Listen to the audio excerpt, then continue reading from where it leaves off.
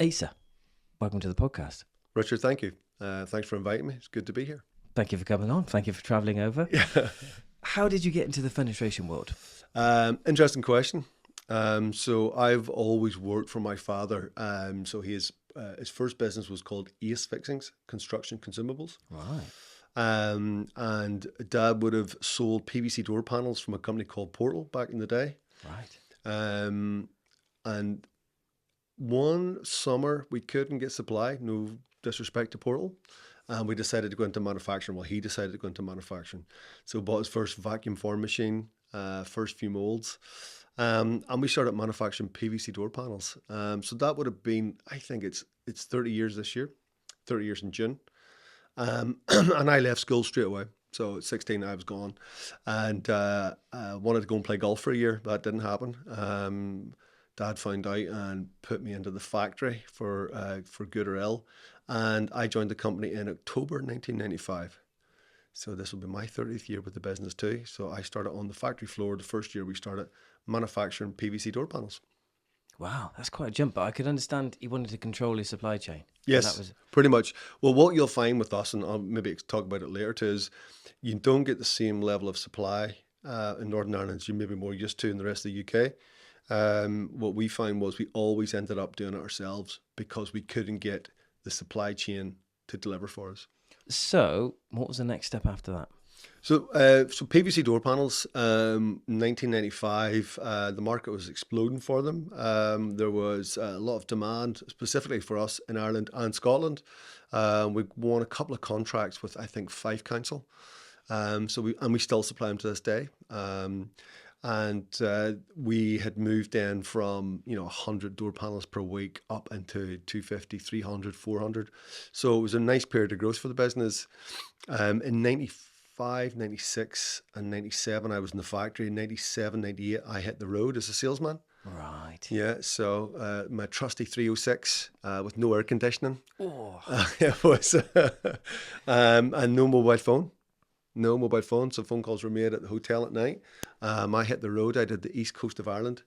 So basically from Belfast down to Dublin and Dublin down as far as Waterford and Cork. Wow. So the whole east coast was my territory. And so I would have got into 306, got my samples, got my cold calling, speech cards, and it was the golden pages, not the yellow pages we used. And it was quite literally going through each window manufacturer, county by county, and making phone calls. And that's how I set up my week. And that was sales then. So that had been 98, 99, 2000 that I was on the road as a salesman, quite young. Yeah, I'm fascinated by that though. So let me just ask, when you're on the road, so talk me through, you call, yeah, try and get some details. Yep. And then that night or the next night, you'd be calling them from the hotel just to follow up. Pretty much. I don't think I got my first mobile phone till about 98, 99. Wow. The old Nokia 910 or whatever it was.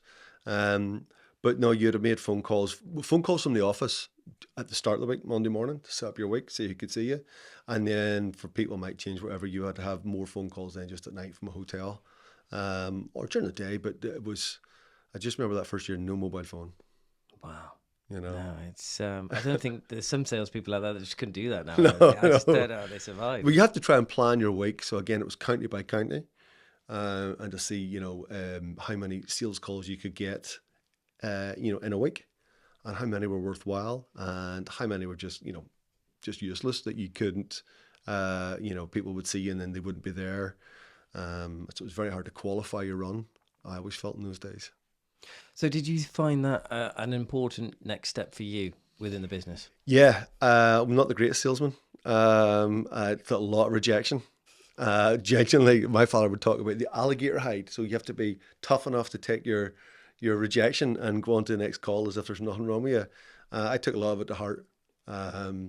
I don't know if you would call it, what you call it, soul destroying or confidence building. I'm not so sure which one it was, but it was a good way to cut your teeth in sales. So, and it's very hard sometimes to distinguish a PVC door panel for any manufacturers against another one. So you got to think hard about your USPs, what you as a business can bring to them to help them sell, your products. So, so I was about 2.5 years on the road selling PVC door panels. and other consumables. So we also have another part of the business called Ace Fixings. So we would have been selling silicones, foams, sealants. I also sold Edge Tech, which is Yeah. quite interesting. So I had a blue table, rotating table. I had my reels in the back and my gun, and I would go out and do demonstrations as well. So we were originally selling Edge Tech back 2000, not 2000, 1998. I'll get this right. Wow. 1998, 1999, and 2000. We were selling Edge Tech. So, as in the actual surround that fills in the gaps. Yeah. The warm edge spacer bar. Right. Ah, yes. Yeah. Yeah. It's a warm edge spacer bar. Guns and tables was what we were selling. That was an Ace Fixings product back then. Right. Long story on that one. I'll maybe tell you another day. So I would have sold Edge Tech, PVC door panels, and construction consumables, but mostly for the PVC window industry. So silicones, foam, sealants, frame screws, hammer plugs, packers, window, window film, anything to do with the window industry is how I cut my teeth. I'm also picturing. Did you have like hexagon ace cup mats? I can't figure the next. Would you have had those? What was that? Sorry. Like placemats, what am I thinking of? Coasters? Coasters. Yeah. Coasters. Would you have had? Were they like a hexagon shape? Did Did you ever have those or round? No, I don't think it's. I'm just picturing them because. But you wouldn't have sold. Would you have sold in the UK? No. No. So we sold Scotland and Ireland. So Ireland, North and South Scotland. We did have over the years again more and more English customers, and then later on years then we had an English sales team. But in those days it was mostly Ireland and Scotland. So after sales, Yeah. what happened next? So sales, again, look, working away from home is not great all the time. Anybody that's been on the road will tell you that. I moved into the factory in about 2000, and we had put together a project plan again at behest of my father, which was to start our own composite door business. He's seen the growth of composite doors. So we had two options. We were either going to bring in our own Nanya slab, part of the Formosa group, or we were going to develop our own. We did. We looked at both of them very, very closely. And, I remember our original 44mm door coming from Nanya. It was called the Diamond Door. It had 4 styles, 4 colours. And we had just about launched it. And again, we were struggling with supply. And we decided, no, we will make our own. And so we launched into a project, fiberglass door project called 70mm. So we looked at 70mm double rebate as far back as 2000. Wow. To try and differentiate from the 44. And I came in off the road to work on that project with a colleague of mine called Robert Foster. And we spent the next 2 years designing, developing and bringing to market the Apeer door. Right, I see. And we started with a welder, a foam machine, a Canon foam machine, a saw, and not a lot else, maybe another 10,000 square feet of empty space. And we started reaching out on how to craft our own door. And we went down a few rabbit holes. I mean, at one point we had our own PVC sections we'd laid with a company up in the West Midlands, and we'd laid our own tools. But we changed the design. We weren't happy with the tools and the tool maker. But we then partnered up with Smith's Halo at the time, now Vega. And they had a section that we could then use off the shelf, which was brilliant because that gave the project real lift then, because we had cut the cost of the tooling. And then we worked with a really good company from Cornwall called Composite Integration. Right. And they were experts in fiberglass products, resin transfer molding. And so we started a project with those guys to design our own range of door skins, so 2mm thick fiberglass door skins. And we worked with them for a period of the next 2 years. And another guy called John Crossland from somewhere up North Yorkshire. And that was the most important part. So that gave us the door skin with the grains and the features that's on it, and the glazing trims for it.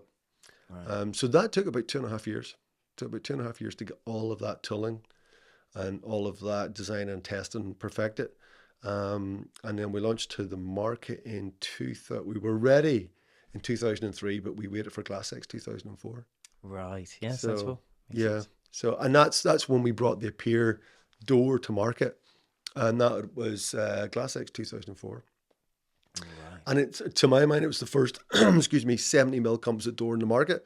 So in 2004, we were 70 mil, double rebate. We were triple glazed with the U value of zero point 0.9 as far back as 2004. Triple glaze is standard. Yes. Oh wow. Yeah, yeah. In 2004. In 2004. Yeah, so we've always offered a triple glazed 70 mil fiberglass composite door. Now it was PVC sash and PVC skin back then. Um, And again, the U value would have been in and around zero point 0.9. So, fantastic piece of engineering. Wow. So Yeah. it was worth putting those years in to come up with that, Pretty and much, yeah. yeah. And again, we talked about it before, which is why do you do all of that? Because you need to be self-sufficient. We're completely vertically integrated. We have all the capabilities in house. We need to keep ourselves going. We're not as reliant on the supply chain, except for hardware, except for sheet glass and profile. We make everything ourselves. So we've two toughening furnaces. We have nine CNCs. We have three fiberglass skin machines. We have three foam machines. We have two paint lines. So we're able to do everything in house with redundancy. Um, and that's really that's really what the Apeer doors brought to us, is complete in-house manufacturing end to end. So when you launched, what other composites were around? So a lot have come and gone over the years. Brands that I remember from the very start would have been Benchmark, um, Sentinel doors based in Wales, Landstrand or Lannistrand, um, Drew Wright's company, which was Distinction. Distinction we're just getting set up then. Right. I don't think there was a Solidor in 2004. I think they came 2006. So we would have been one of the first to market. So how much from a business point of view, because ultimately you had to educate before you could sell, you're Yeah. bringing in a new product, but did you find you had to educate even further because there were some composites on the market and people have heard of them, Yep. but they weren't 70 mil? Pretty much. I mean, the market, it was then and is now still predominantly 44 mil. And so with a 70 mil door, you really need to work hard to justify the increase in value of the sale, which I think speaks for itself. But again, that's something that some customers will really relish, which is it's unique, it's different. I can command a higher price. And some people, as you know, will just be like, well, look, I want the lowest cost. A sale's a sale. So you still have that, and that fight goes on today, which is, what is the value proposition of a 70 mil triple glazed, fiberglass composite door? Well, it's going to save you more money over the lifespan of the product. It's more energy efficient, keeps your heat in, looks good, it's got style and security, but predominantly it's more energy efficient than its rivals. So as Apeer started to push, how did your role evolve? Yeah, well, I was then involved from research and development to product inception to launch. I then moved into operations in the factory. So I worked in the factory 2004, 2005, 6, 7, 8, 9, just worked in the factory with the guys in production, streamlining our production, working as a junior production manager under a few different people at the time. And then I went, we also brought to market in 2008, 2007, the stable door. So the Apeer stable door, which is, it's a great product. It's a fantastic one, and it got us a lot of recognition from some big names. So we ended up having a meeting with Everest, I think, in 2006, 2007, Right. and they really liked the product. Everest obviously were a much different animal back in the early noughties. So we had good meetings with those and some great people there at the time, Roy Frost and Grant Matthews. They loved the product, loved the door, so they decided to take it on Right. and white label it. And that was a major boost for sales. And so we would have been involved quite heavily with Everest in England and some great early customers. A lot are still with us. And that helped grow the business. That really helped grow the business. And it was the stable door that got us noticed there. So we launched the stable door. We launched curved doors to arch doors. We launched the full color scheme again in the early noughties. So any color you want, any rail, any Oh frame, wow. inside and out. And basically unlimited design on the glass options because we've our own glass studio as well. So we can create any design, any feature, any style. And so we offered a lot more expansion then on the product offering in the early noughties. And that carried us through, you know, to about 2010, at which point I took over. So I became a managing director. I'm pretty sure it was 2010. Um, and my plan for the business was to continue to grow it. It was our plan was to continue to grow the business and see if we could have a customer in every county. That is the ethos. That's what we'd like.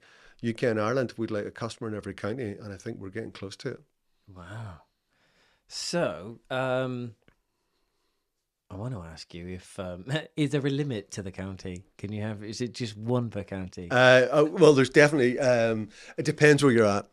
So it depends where you're at. So again, we would be we've quite a few customers on east coast of Ireland, on the the mid belt of Scotland. So what counties can we look for more customers in? Lots of English counties we could do more customers in. So it really depends on what that customer brings to us as well. We do have exclusive agreements, but you obviously look for something in return. Absolutely. So right now we would be well covered. So with our own social media lead generation, we know we generate leads consistently every month, basically in every county in the UK and Ireland. So it seems quite the brand you've just pushed the brand directly, which is interesting, Yeah. to the consumer, Yes. and then that's the animal that it's become. You got it. So there's two strands to it. So there's the trade brand, which is, which we want to show our customers. We don't just do 70 mil composites. We do 44. We do 70. We do a 120 as well, which is based on the resonance system. And that's a quadruple glazed 120 mil thick door with a U value of 0.5. It's an amazing door. So we have three, the way I like to simplify it, we have three levels of door. We have a 44 mil entry level door, we have the 70 mil A++ door, and then we have the 120 mil passive house door. Okay. Right. And then we have three types of brand. We've got modern, contemporary, and traditional. So 3 by 3. So Yeah. whatever you need in a door for your customer, we have it and we can supply it. So it's a bit corny, but I like to say one-stop shop. Why shop around? Why have three door suppliers? Why not just have one that can give you everything you need from one consistent supply chain? And on the note of supply chains, then delivery times, is that Delivery times, look, they always fluctuate with demand. We would sit consistently in between 12 to 15 days for a standard door. Non-standard with some bells and whistles up to 20 days. And that's anywhere in the UK and Ireland. oh, there you go then, that's Yeah. covered. So Why would you need it any quicker? Why? we all know why. It's why because do you they've need it made a any mistake quicker? or they're not organised. That's why. Yeah. So what does the business look like today in your role compared to when you took over? Yeah, so what's different? Well, we launched a window brand called Lumi in 2015. So Lumi was a designed around passive house principles, predominantly for the new build market, self-build. And that brand is still alive today. It is high-end fiberglass windows. We launched also a very modern contemporary door called Silka in 2021. And it is sold very well into, again, the new build and extension market. So we clearly made a leap that this window was selling well, and people who were or this door was selling well, and people who were buying it were buying aluminium windows, and we could see the upward trend in aluminium windows. So we designed and launched a window brand based on that concept, which is modern, slim, fine textured, ultra modern, energy efficient. And we launched the Silka window brand last year, 2 years ago in 2023. So that's full suite of products for the house under the Silka brand. Fine texture, slim sash, triple glazed, high energy efficiency. And it's a full suite of products for the house, and we launched that in September 2023. and it's been received very well, and it's now growing in the marketplace. And again, it's very much similar to Apeer. We're looking for installers throughout the UK and Ireland. We're looking for showrooms. We're looking for people who want to be selling to the top end of the market, who want to maybe try and get out of the cutthroat bottom end of the market. We're looking to give people partnerships, and Silka fits right in that. And again, what we're trying to do now is grow that network of dealers throughout UK and Ireland. So it's also interesting that you're pushing a brand. Yeah. You haven't gone in with a white label. We do. Again, we have some white label customers, but it wouldn't be core to growing the company. It wouldn't be core to how we do it. I think branded to the consumer is the way to go. For lead generation, keep yourself at the front. So again, with the Apeer door brand, we would be advertising, weekly via all the social media channels to generate leads via our door builder. When they come in, we qualify them and we send them to our customers. And we follow them up. We do mystery shops. We find out how many people sold it or maybe didn't sell it. So we do really push the Apeer door brand for the UK and Ireland. And it's the same for Silka now as well. What we're trying to do with that, again, is generate consumer leads, qualify them in-house, and then push them out to our customers. And again, ensure that they get the products they want from us and not somebody else. Yeah, makes sense. Yeah. Makes sense. So, Asa, you've been around in the industry for Yes. a while. You're not, Yeah. I'm not saying you're old, but how have you seen the industry change? Massively. From my first started, I don't think anyone could have predicted the rise of composite doors, but it has been, it's been exponential. I mean, there's a lot of competition in composite doors. There's a lot of competition in it now. I think the rise of aluminium has been, quite staggering, and how fast it's taken over. And you see some of the big names falling by the wayside. And a lot of the big names that I would have come up with now are starting to retire, sell out, so there's a bit of a changing of the guard. I could see that happening. And the question, and it was raised recently at at one of Vika's customer network days, is there enough young blood coming through to take on for the people that are leaving the industry? So it was a very good question. I don't know the answer, by the way. So You don't think there is? No. A lot of people that are really, Yeah. There's definitely a gap. Yeah, definitely. So, and for me, going from being one of the young whippersnappers to maybe a seasoned pro now, be interesting to see how much further the industry evolves. It's one, you don't look your age, so you're doing something right. Is it Irish water? Yeah, it must be. Yeah, Must be. With all of those brands and your vertical integration there, you must be up on legislation. Very much so. I mean, we're very much heavily third-party certified. Part of the GGF. We are ISO 9001, I think, or whatever the current brand is. We're also A++, with the BFRC. We've kite mark on the glass. So we hold a lot of third-party, certification to prove that what we say is what we do. I don't think it's so rigorous for a lot of other people. I think there's a lot of people at the minute that are not meeting the minimum legal requirements, and there's not enough scrutiny on these people who do not meet the requirements and are basically defrauding the consumer. Oh wow, some heavy words. Yeah, some heavy words. Yeah, definitely. Door slam, definitely. Yeah, that's it. Door slam. Yeah, I agree. Everyone knows, and it's. Do you think that has any link to companies going under? I mean, at the time of the market as it is, people are starting to come back this year and see it a little bit busier, and some people are. I've heard mixed. There's mixed for depending on your sector, depending on your company. Yeah. It covers everything. But do you think that's got some? It could have an effect. Well, definitely could. I mean, one of the big legislation own goals was the future home standard. So instead of really driving the U value down, at one point there was talking of 1, even 0.9.